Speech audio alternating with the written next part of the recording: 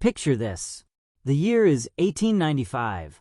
The Nevada desert stretches endlessly in every direction, dry, cracked, and completely silent, except for the howling of a cold wind that cuts through the night like a blade.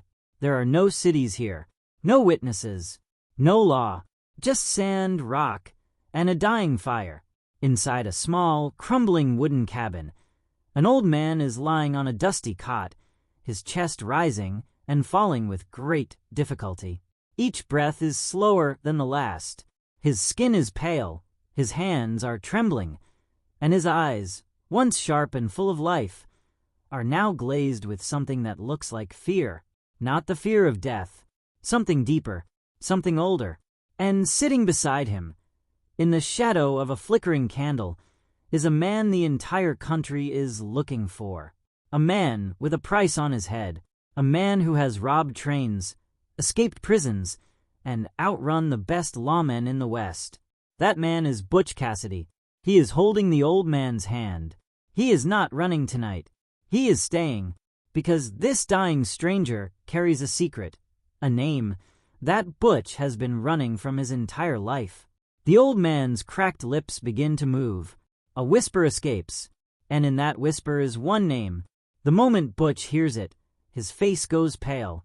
Before we go any further, I want to ask you something. Where are you watching us from right now? Drop your city or country in the comments below. I genuinely love reading them. And if you are new to this channel and you have not subscribed yet, please hit that subscribe button right now. It is completely free, and we bring you stories like this every single week. Now let us get into it. To understand why that name shook Butch Cassidy to his core, you first need to understand who Butch Cassidy really was, because the legend and the man were two very different things. His real name was Robert LeRoy Parker. He was born on April 13th, 1866, in Beaver, Utah, not in some dark alley or criminal hideout, but in a simple, humble Mormon household. His parents, Maximilian and Ann Parker, were hard-working, God-fearing people who had immigrated from England with dreams of a better life in America. They had 13 children, and Robert was the oldest. Growing up, the Parker family struggled. Their farm in Circle Valley, Utah, was beautiful but brutal. The land was difficult, money was always short, and the weight of feeding such a large family pressed down on Robert's father every single day. Young Robert watched this. He watched his father work until his hands bled and still come up short. He watched a system that seemed designed to keep good people poor, and that planted something in him. A quiet anger, a restlessness, a feeling that the rules of this world were not made for people like them. The turning point came when Robert was around 13 years old. He began working at a ranch to help support his family, and it was there that he met a man named Mike Cassidy. Mike was a cowboy, charming, rebellious, and completely outside the law. He was a cattle rustler, a small-time outlaw, and he took an immediate liking to young Robert. He taught him how to ride, how to shoot, and perhaps most dangerously, how to think like a man who does not follow other people's rules. When Mike Cassidy eventually disappeared from the area, likely fleeing the law, Robert followed his trail, not physically, but spiritually. He adopted the last name Cassidy as a tribute to his outlaw mentor. The nickname Butch came later, from a brief period he spent working in a butcher shop in Rock Springs, Wyoming. And just like that, Robert LeRoy Parker, the Mormon farm boy from Utah, became Butch Cassidy. By the early 1890s, Butch had assembled one of the most feared and most organized outlaw gangs in American history, the Wild Bunch. They did not just rob banks and trains. They planned it. They studied railroad schedules. They had fresh horses waiting at precise distances along their escape routes. They were professionals of crime, and for years, they were untouchable. But there is something about a man who is always running that tells you it is never just the law he is afraid of. By 1895, Butch Cassidy's name was printed on wanted posters across 6 states. The Pinkerton Detective Agency, the most ruthless and relentless private detective organization in American history, had opened a file on him. Sheriffs across Wyoming, Utah, Colorado, and Nevada were competing to be the ones who brought him in. Butch needed to disappear, and Nevada was the perfect place to do it. Nevada, in the 1890s, was not the glittering Las Vegas you might imagine today. It was a raw, empty wasteland, a place of abandoned silver mines, forgotten ghost towns, and vast stretches of land where a man could ride for 3 days without seeing another human being. It was a graveyard of broken dreams and swallowed secrets. For an outlaw, it was paradise. Butch was passing through a remote stretch of the Nevada desert when something unusual happened. He came across a cabin, barely standing, half buried in dust, sitting at the edge of a dry creek bed. It was the kind of place that did not appear on any map, and inside it, almost completely alone, was an old man who was clearly dying. Nobody knows exactly why Butch stopped. Perhaps it was instinct. Perhaps it was the remnant of his Mormon upbringing, the deep belief that you do not leave a man to die alone. Perhaps it was something else entirely. What we do know is this. Butch Cassidy, America's most wanted outlaw, pulled his horse to a stop, stepped off, walked through that broken door, and sat down beside a dying stranger. He stayed for 3 days. He did not rob the man. He did not use him. He just stayed. The question that historians have wrestled with ever since is simple. Why? The old man in that Nevada cabin had lived a long and complicated life. His name, according to the few fragmented historical accounts that reference this encounter, was a man deeply connected to the early outlaw world of the American West, a world that existed before Butch Cassidy was even born. He had been, in his younger years, something between a drifter and a criminal, a man who moved across the frontier when the frontier was still wild and lawless and full of opportunity for men who were willing to take it. He had ridden with rough company. He had made decisions that he spent the rest of his life trying to outrun, and now, at the end, he had retreated to this lonely cabin in Nevada to die in silence. But here is where the story gets complicated, because this man had crossed paths with the Parker family, with Butch's world, before Robert LeRoy Parker ever became Butch Cassidy. The exact nature of their connection varies across different historical interpretations, but the emotional truth remains consistent. This was not a stranger to Butch. This was someone from his past, someone who represented a chapter of his life that he had tried very hard to close. Some accounts suggest the old man was a mentor figure, not unlike Mike Cassidy, but older, darker, and with a far more violent history.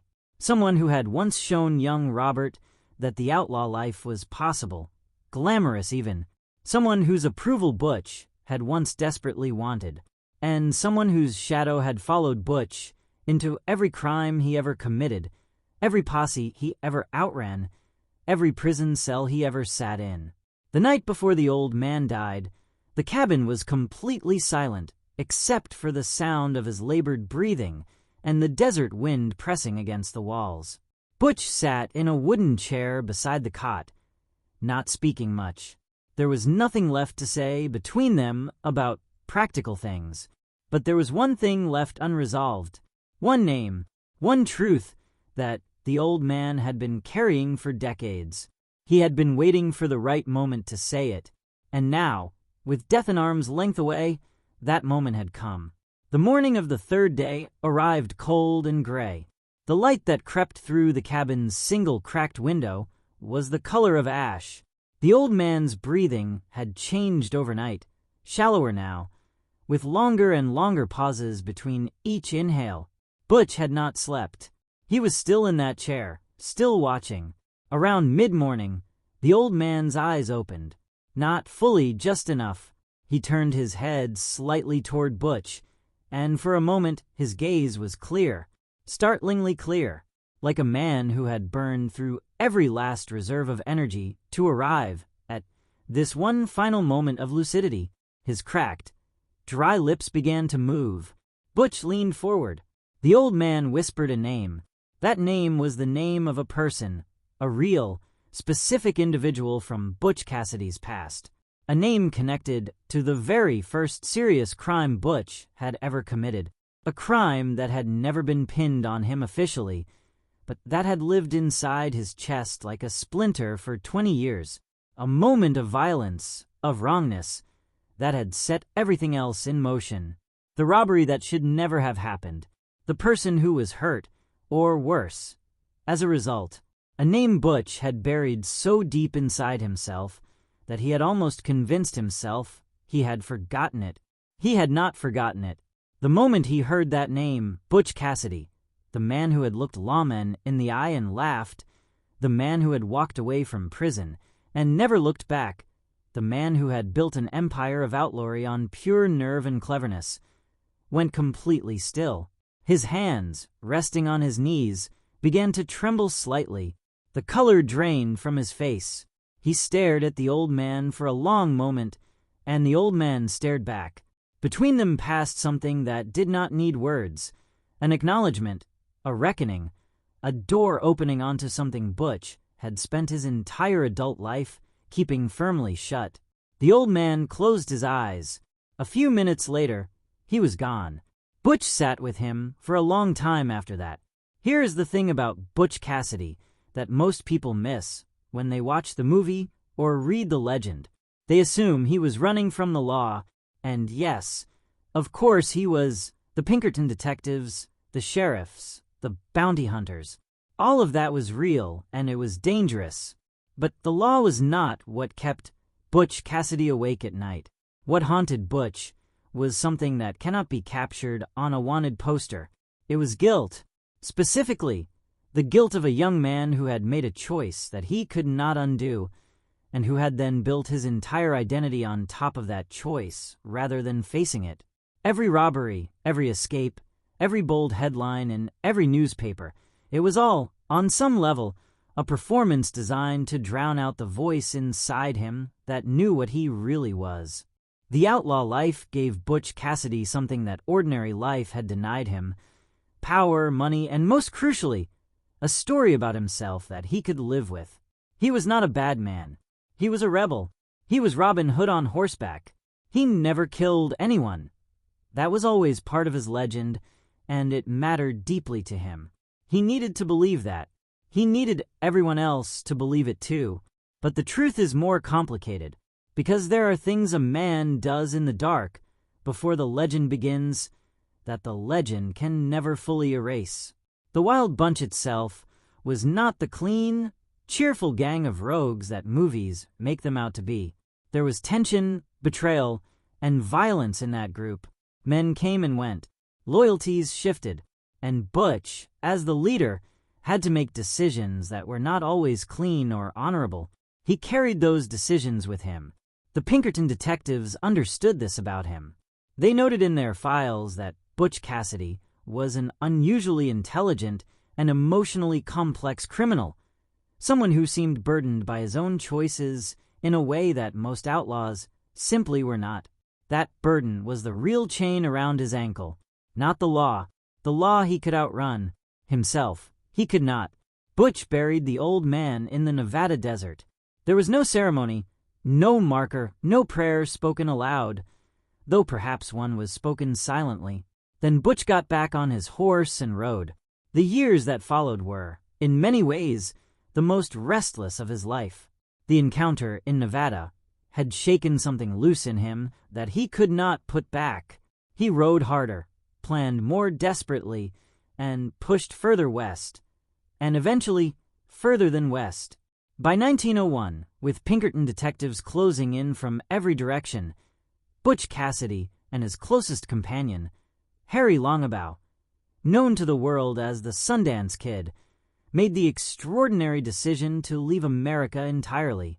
They sailed to South America, Bolivia specifically, a country with vast, lawless stretches of land that reminded them of the American West as it used to be. They tried, briefly and almost comically, to go straight. They worked as ranch hands. They used false names. They almost convinced themselves that a new life was possible. It was not. In November of 1908, in a small town called San Vicente, Bolivia, two foreign outlaws were cornered by Bolivian soldiers after robbing a mining payroll. A gunfight broke out. By morning, both men were dead, or so the official story goes. But here is where it gets interesting. Multiple people who knew Butch Cassidy personally claim to have seen him alive after 1908. His own sister, LeRoy Parker, insisted until her dying day that Butch had returned to the United States, lived quietly into old age, and died in the 1930s. Some researchers believe the man who died in Bolivia was not Butch at all, and if Butch did survive, if he did live on, somewhere quiet and unnoticed, one has to wonder whether he ever truly escaped the name that dying old man had whispered to him in Nevada. Some names follow you, not because the law remembers them, but because you do. Butch Cassidy is remembered as many things: a legend, an outlaw, a lovable rogue, a cowboy philosopher who lived outside the rules of a society he did not believe in. And all of those things are true in their own way. But sitting in that Nevada cabin in 1895, holding the hand of a dying man, Butch Cassidy was none of those things. He was just Robert LeRoy Parker, a boy from Utah who had made choices he could not take back, chasing a version of freedom that always stayed one step ahead of him. The name the old man whispered was not just a name, it was a mirror, and Butch, for the first time in a very long time, was forced to look into it. Whether he made peace with what he saw, that history does not record. But here is what I want to leave you with. Several historians who have studied Butch Cassidy's movements in the final years of his life, whether those final years ended in Bolivia in 1908 or somewhere in America in the 1930s, have noticed something.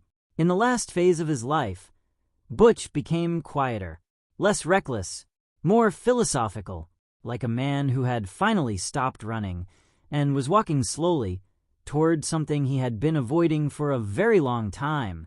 Some of them believe that the Nevada encounter was the turning point, that the name the old man spoke was the thing that changed him. And that name, and its connection to the true mystery of how and where Butch Cassidy really died, is exactly what we are going to dig into in the next video. So make sure you are subscribed and the bell notification is turned on, because that one is coming very soon, and trust me, you do not want to miss it. If you enjoyed this video, hit the like button right now. It genuinely helps this channel more than you know. And drop a comment below. Do you think Butch Cassidy survived Bolivia? Let me know what you think. We will see you in the next one.